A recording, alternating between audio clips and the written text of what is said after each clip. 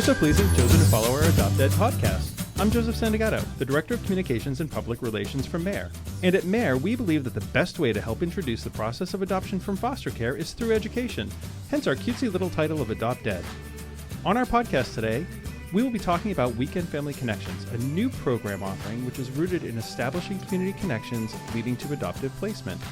We'll have a visit later in the show from Lindsey Bryjolfsson, MARE's Weekend Family Connections staff member, and Sarah Medrano-Palmer, Director of Family Services for Cambridge Child and Family Services.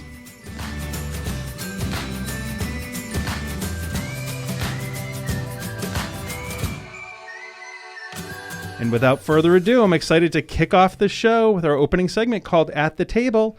And I'm pleased to be here with one of my favorite co-hosts, my buddy, Maurine from Western Mass, who's the Western Mass Child Services Coordinator. Hi, Mo. Hi, Joe. Happy New Year. Happy New Year to you, too. Yeah. How's everything going out in Western Mass?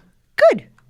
We're making progress. Okay. Yeah. Connecting kids, finding new families. families. Trying to, slow but steady. Just had our legislative breakfast, which was good. Oh, that was great. A lot of connections there. I know that's going to prove to really get the word out. We just need to continue to get the word out that we have so many kids out in Western Mass who just need connections. About 20% of our waiting kids come from your region. I believe it. Yeah. I believe it.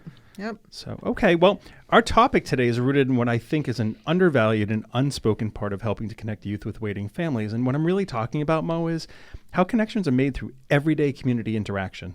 I think as we tell these stories, you and I can probably think of a lot of stories relating to a teacher, a coach, another community member, somebody who's with a child who's part of their normal community engagement, right? Yes. Sometimes becomes a great resource as a foster or adoptive parent. I can't tell you how many placements have been done with the school bus driver or the custodian or with the lunch lady. Yeah.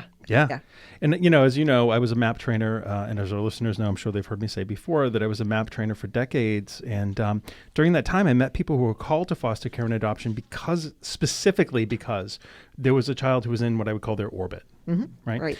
You know what I'm talking about. It was a teacher who had firsthand experience with a student, or a coach who had a baseball team, or a community leader who realized that there was a child living in foster care who either needed a foster placement or needed an adoptive placement. And these connections are not only for the adult or adults involved, but what a nice way to encourage bonding and to really demonstrate support for a youth who may not have it or have little opportunity to get it in other aspects of their life. Right. And they see the child in a different light than other people do. They see their strengths. They see their superpowers. Yes. They just see so much in them, and they're such great role models for these kids.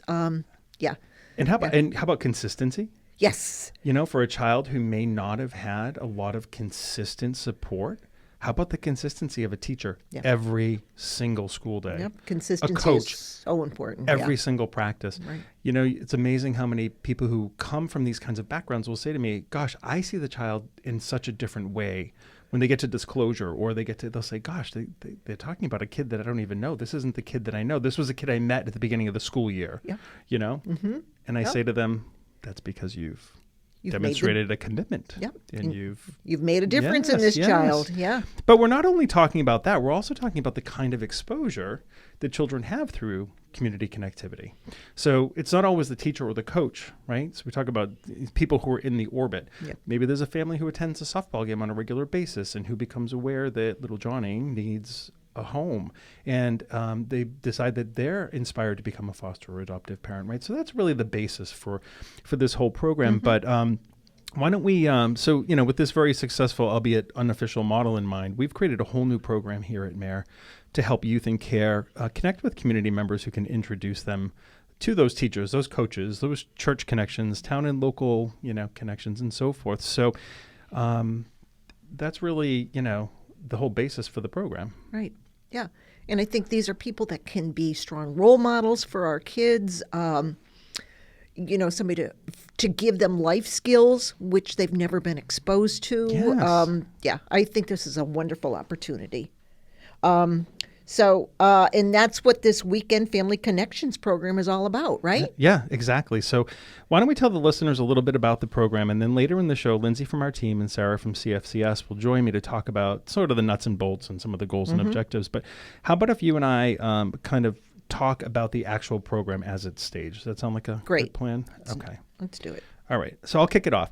So, as we talk about this, we talk about the real need, the idea that there are youth who, are waiting for adoption, and that sometimes, these kids who are 10 years and older, who are living in residential care settings, really need some help. They need some help to make connections. But residential leaves them sometimes with very minimal natural networks and community supports. Right? Yep. MARE, in partnership with Cambridge Family and Children's Services and DCF, pairs youth in foster care who are waiting for adoption with host families who are committed to actively incorporating the youth into their community in their personal family lives. Yeah, for sure. And it's, we're talking about everyday stuff. Right. Where are you going? Yep. These families, these weekend families, are going to provide the youth with opportunities to meet other adults in their lives and other family members, such as neighbors, the coworkers, members of their faith community or sports team.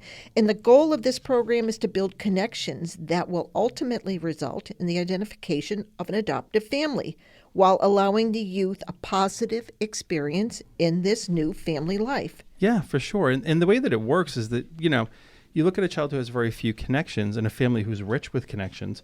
When you blend those two things together, right, you end up with what is really the basis for helping a child to network. I mean, I think if this was 1995 and you and I were sitting across an office from one another, this seminar might be called Networking 101. Yes. Yeah. Remember all the hot buzz around networking and how do you network? Yeah. Pre-technology networking. Yeah. You got to get out there. You got to meet people. You got to talk to people. But really, aren't those the strategies? Yeah, right? That's exactly. Just making introductions. And so to become a host, families can be parenting already. They could be childless. They could be empty nesters. They could perhaps be experienced adoptive families, or they just are simply invested in making the difference in the life of a child.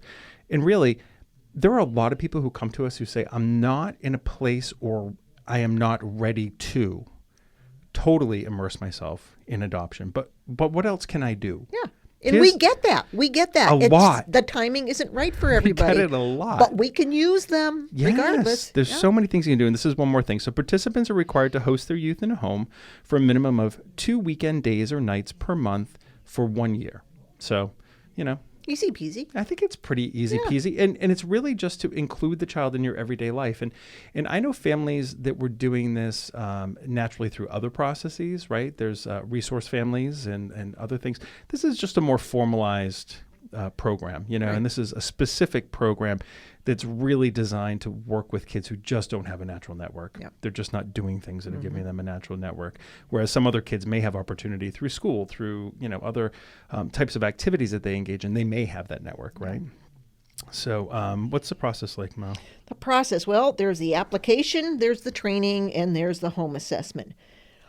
If you're interested in being a host family, you must either be already licensed as a foster or an adoptive family, or you're going to be willing to complete the necessary steps to become a licensed family, which includes all those things, those 3 things I just said above.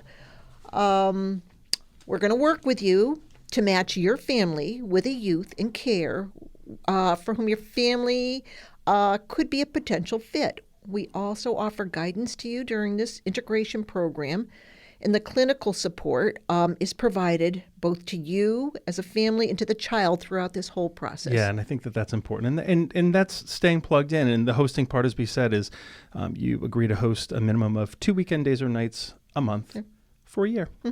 So thank you for helping me introduce not only the Weekend Family Connections program, but helping me to highlight and thank all the people who make a difference in the lives of waiting children every single day. I mean, those teachers, those doctors, those police officers, those coaches, the priests, there's school bus drivers and the lunch ladies. Yes. Yeah. Yep. Yes. As a matter of fact, we were out shopping, and my son had a special relationship with his lunch lady, and she picked him out of the crowd from 2 years ago. Yeah. And she was like, I haven't seen you in so long. Yeah. How are you doing? It was nice. But the kids form these relationships because they're positive. They feel good, right? I mean, it's so important. Yep. So we would encourage people certainly to learn more, and you can, certainly do that as we go further into the show. But to our listeners, thank you for all of your kindness, your compassion and support of foster and adopted children. Please know that every little kindness, every supportive word, every action can have a huge impact on a waiting child.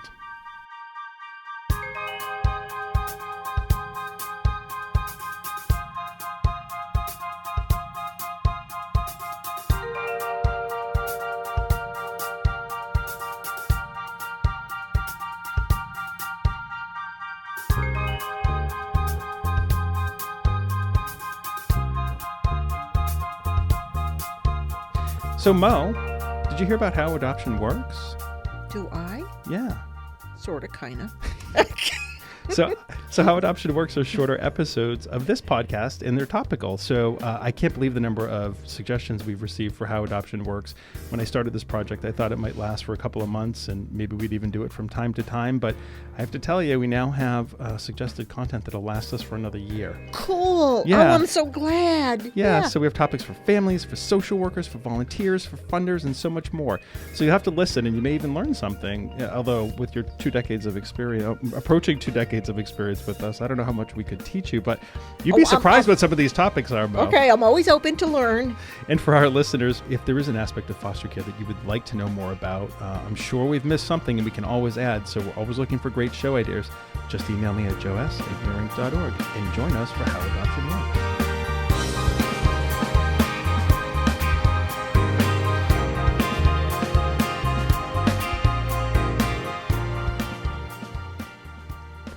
And now it's time to introduce you to some of our waiting children. Today we're going to learn about Aaliyah and Keelan. This is probably a good time to remind our listeners that they can find information about either of the children at our website, mearinc.org, by clicking on the Meet the Children tab and entering their ID numbers. So Mo, tell me about our kiddos today. Well, let's talk about Aaliyah first. She's beautiful. Look at that smile. Yeah, she is. She's gorgeous, and she's got a gorgeous smile, and she's age 10. And if you want to look her up online, her registration number is 7401. Right. She says, "My name is Aaliyah, and I have a very kind personality and a good sense of humor." Okay, that's what you need today, right? That's what you need. With politics and everything else, that sense of humor got to come in there somewhere. Right. Aaliyah is a happy and bubbly young girl of Hispanic descent. She enjoys arts and crafts and dancing. Those who know Aaliyah best describe her as being creative and eager to learn. Just like me, I'm eager to learn new things. I was just thinking, did you write this profile about yourself? Okay. Crafty, dancing. Okay. Oh, I love to dance. Okay, anyway, let's back to Aaliyah. She has the ability to be engaging and cooperative and helpful. Great. She is invested in her schoolwork. So important. Right, and she has built positive relationships with not only her classmates, but her teacher. That says a lot about a kid. Yeah. You know, the fact that they are able to connect at that level. Right.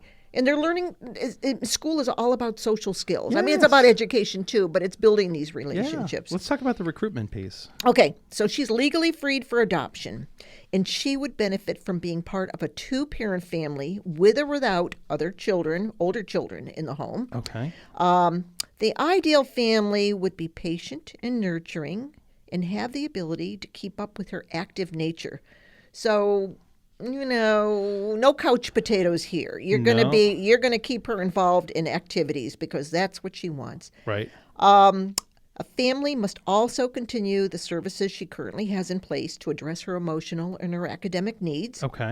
She does well with structure, routine, guidance, and would like a family who is able to provide her with all of that. But what kid doesn't need all that? Well, you know what? Whether they think they need it or not, we all know the kids thrive in structure, right? Yeah.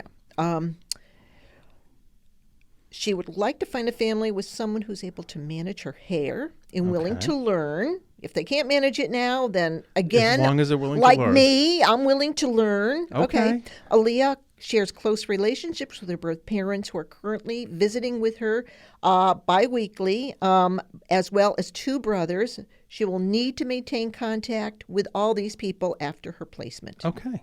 So legally free, just to recap, legally free, and we always like to talk about constellation, 2-parent family with or without older children in the home, which what we're not saying is the younger children piece. So really, right, she would have to be the youngest is another way of writing that. Exactly. Okay, great. Yeah. And who do we have next? Okay, Keelan. And we just talked about Keelan in our office.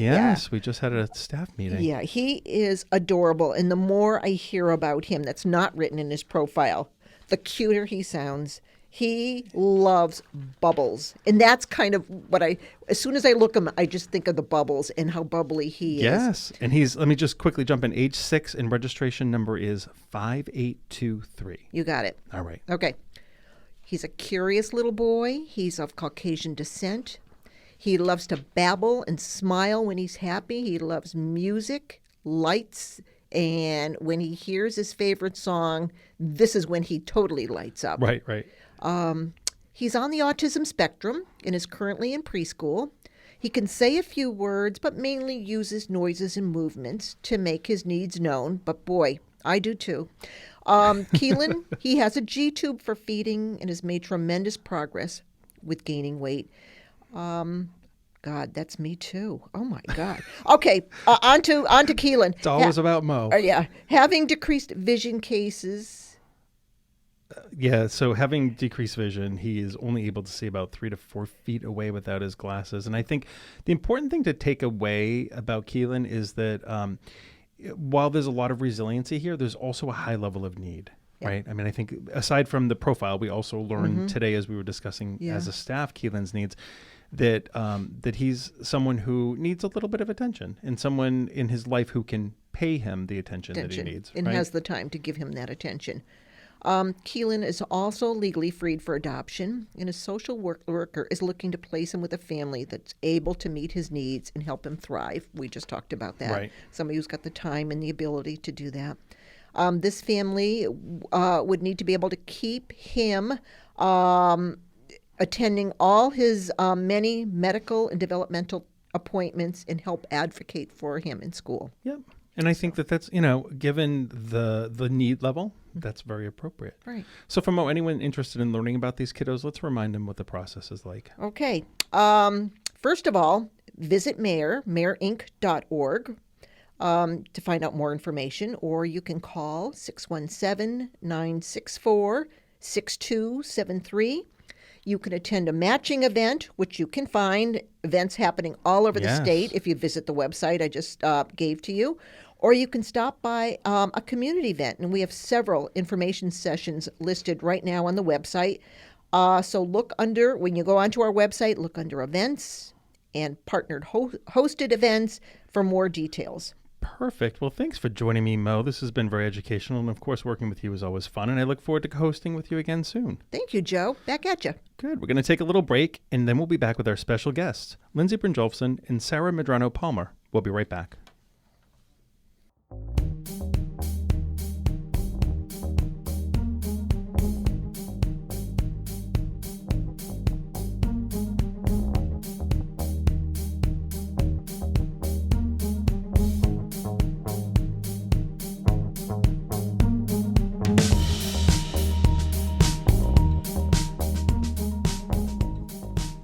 Welcome back to AdoptED. This is our Adopt Talk segment where we get to meet community members who are involved in the foster care and adoption process. Joining me today is Lindsey Bryjolfsson from MARE and Sarah Medrano-Palmer from Cambridge Family and Child Services. Welcome, Lindsey and Sarah. Thank you for having us, Joe. Hi. Did I do okay with everyone's name? You Close? did. Fantastic. Close? All right. Tried. I just want you to know I really tried. It shows. So we opened the show today by talking about how we don't often speak about the huge impact that community members have on supporting youth in care. We know that it exists. My co-host Maurine and I talked about the fact that, we know that the teacher and the softball coach and, potentially the priest and all these community members are doing so much to support kids, and we don't always really talk about it. So whether a person is a teacher, a coach, a clergy member, an after-school program staff member, a school bus driver, anyone who spends time with kiddos, right, that this is important. So these folks not only sometimes move to foster care or adoption because of these interactions, but at a minimum, they provide a bright spot in the lives of these youth, right? They're people who support them through their everyday engagement. And really, this concept is the basis for Weekend Family Connections, right? That's the program that we're talking about today. So with that in mind, can I ask you a few questions? Sure. Absolutely. Great.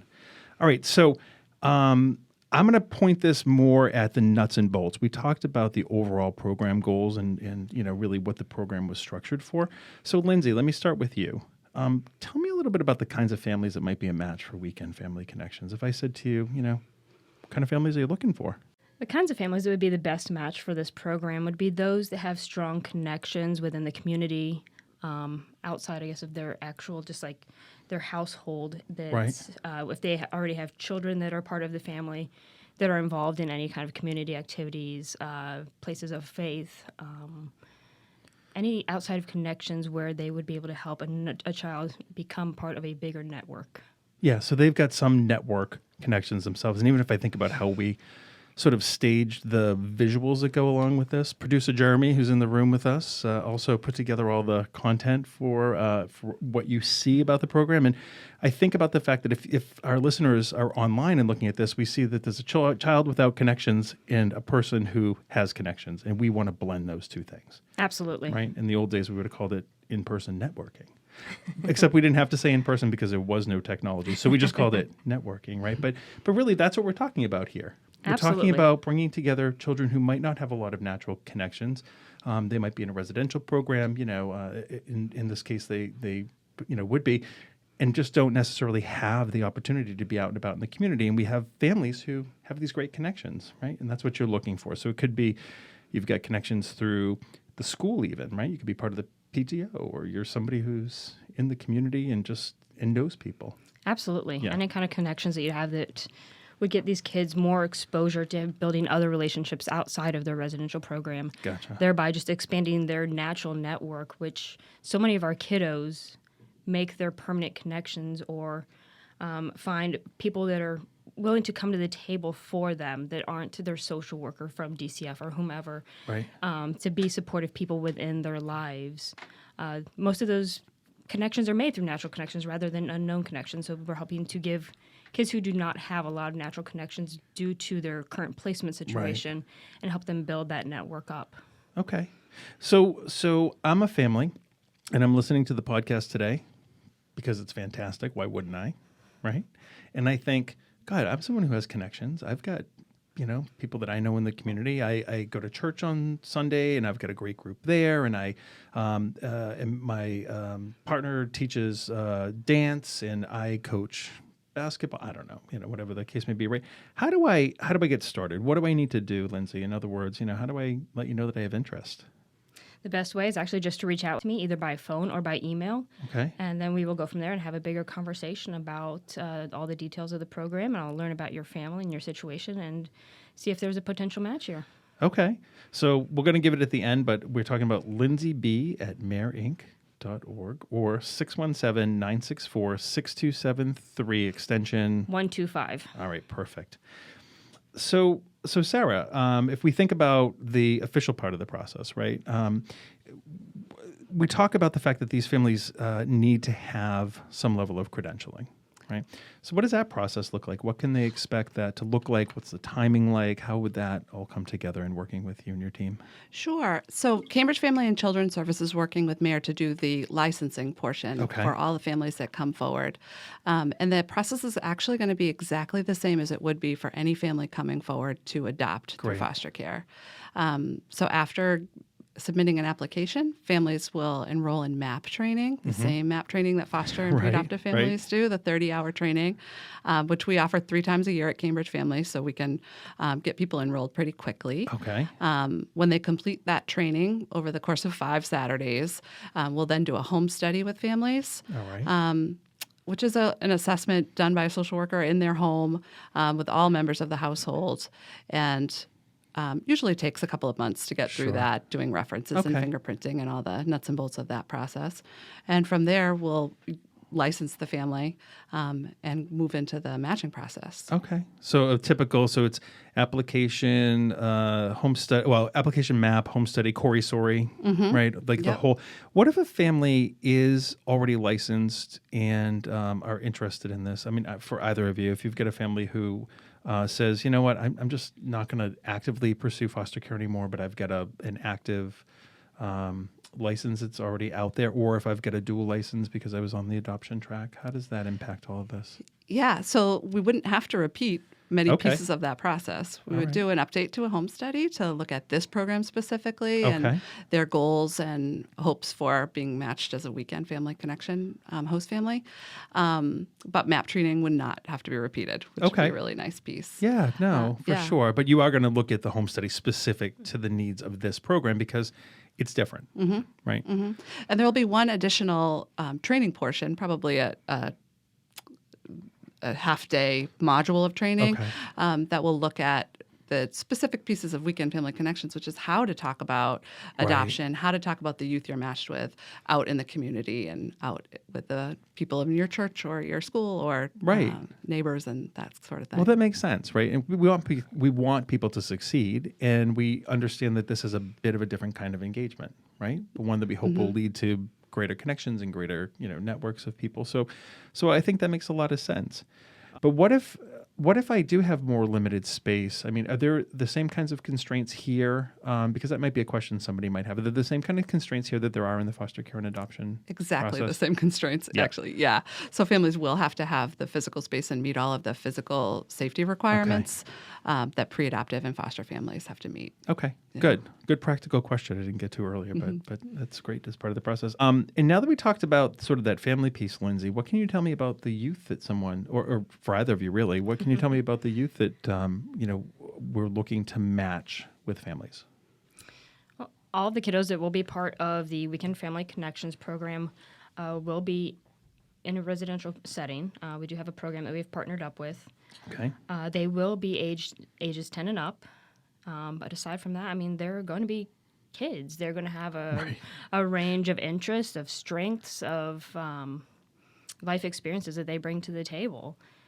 But they will also have the goal of adoption as well. So Sure. Looking for permanency. Yeah, and we're helping kids who, again, naturally don't form network connections, right? And that's really the goal of this. But at the end of the day, it could be kids of varying ages. Would you say 10 plus, 10 and up, right? Yep.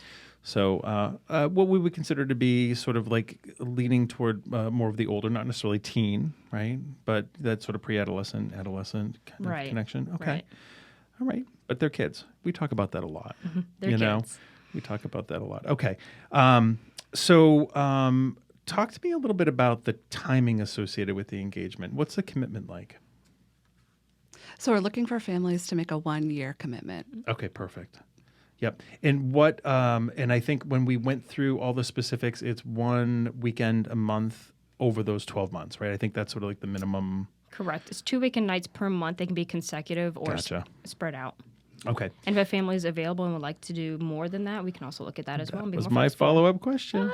If they want to do more, there's the potential to do more. On a case-by-case basis, you would review that? Yes. Okay. Definitely. Okay. And work with their DCF social worker in the program to make sure that it's working well for everybody. Yeah, and I think it's really hard to broad brush all of this, right? Because we're talking about a lot of different kids with a lot of different needs, and it's got to be a little bit tailored to the child, right? Because Absolutely. And some children that haven't been in a family setting for a long time in some cases. So right. So this is a whole new construct to reinforce, and maybe haven't ever had a healthy family environment, and so there's probably going to be a lot for them to work through, I would think. Exactly. Okay. Absolutely. All right. So I guess this is perhaps putting the cart in front of the horse a little bit, because I don't want to press you, because I know that you're both working very hard at getting all of this up and running. But can I ask you, though, what goals do you have for growing the program? What do you think? Where do you think this may go in the future? My big hope is that it becomes statewide and that we partner with multiple programs. Okay. So that we're able to deliver the service to more kids and families as well. Yeah, and I guess I had a follow-up question of geographic limitations, but as we think about it right now, we're talking about a facility on the North Shore, right? Correct. Is where we're starting all of Yes. this. So you have to be able and willing to commute, right? Because pick up and drop off. Right, the family is responsible for transportation. Okay. And so what do you hope will happen for youth or families as part of this process? What's your real goal? I mean, we've talked about sort of what I would call the clinical marketing-based description of all of this, but really, what's the goal here? What do you hope happens? I think that Weekend Families Connections offers a family a new way to give back, and in a very innovative, it's kind of out-of-the-box program that we haven't yet offered in Massachusetts until now. Right. So I think that, one, it offers families another option that, still want to contribute, still want to give back to the population. And then it gives kids, I think, so much more confidence, and it helps them buy into finding permanency, hopefully, and gives them more life experience of living with a family.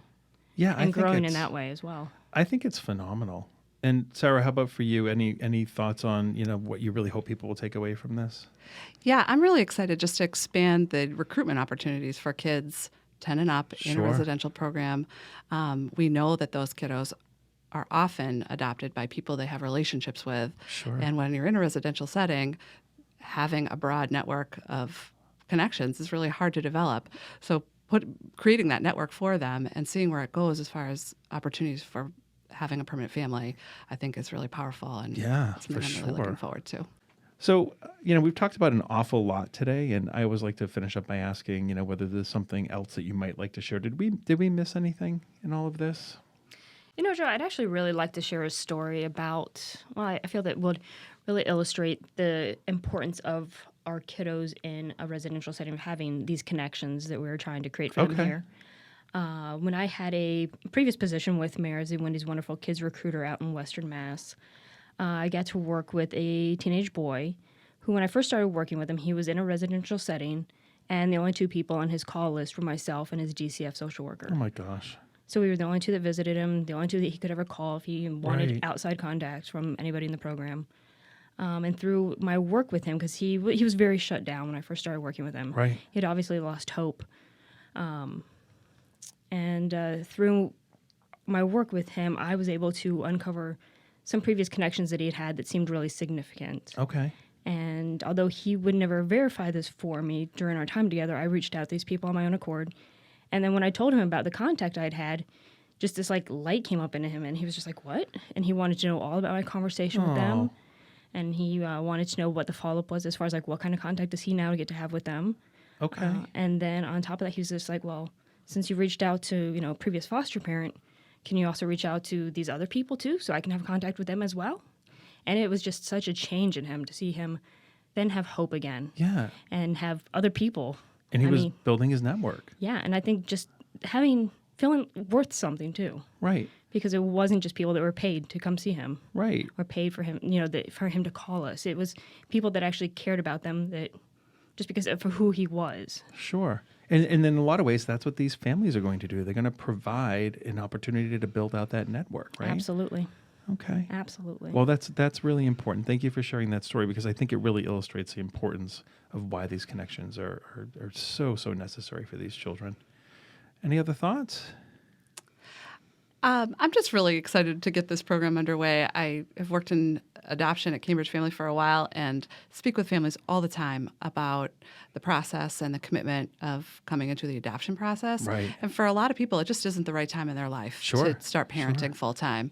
And I think that this program is really going to offer people an opportunity to get involved and really support youth in care that aren't at that stage of life right now. That's really true. Full-time. That's true. And you know what? I think maybe some people might evolve further in the process as they go through this too, right? I mean, it's about making community connections, but if you end up making a personal connection with the kiddo, absolutely, we'd welcome that. That would be that would work out too, process. right? Yes. Yeah, for sure. I just have to say, I am so hopeful and amazed by the feedback that we have received from families through our social media, especially like Facebook and Instagram. Oh, yeah. We've received a lot of just people reaching out, talking about how awesome this program is. And then I've gotten a lot of emails as well about families looking for more information. And there have been some that absolutely, are possibly going to be able to participate. And then there are some that, because of geographical reasons at this time, it may not be a good match for them. But I really appreciate everybody that's come out in support of this. And hopefully, as the program grows, these people that are maybe not currently able to participate with us right now in this program will be able to in the future. Sure. Yeah. At the very least, spread that word. I agree. And there's been a lot of interest. So, well, of course, you know how much I appreciate both of you and all the work that you've done on this program. So thank you so much, Lindsey and Sarah, for being with me today. I really appreciate it. Oh, thank you for having us. And Lindsey, can we just remind folks where they should reach out to you? Absolutely. My email is Lindsey, Lindsey, letter B as in boy, @mareinc.org. And the phone number is 617-964-6273, extension 125. Great. Well, thanks again. And for more information about MARE, our waiting children, or to simply get more information about how you can get involved to support waiting children, please visit us at mareinc.org or call us at 617-964-6273. This is Joe Santagato for MARE, wishing you a wonderful day, and thanks for listening. Until next time.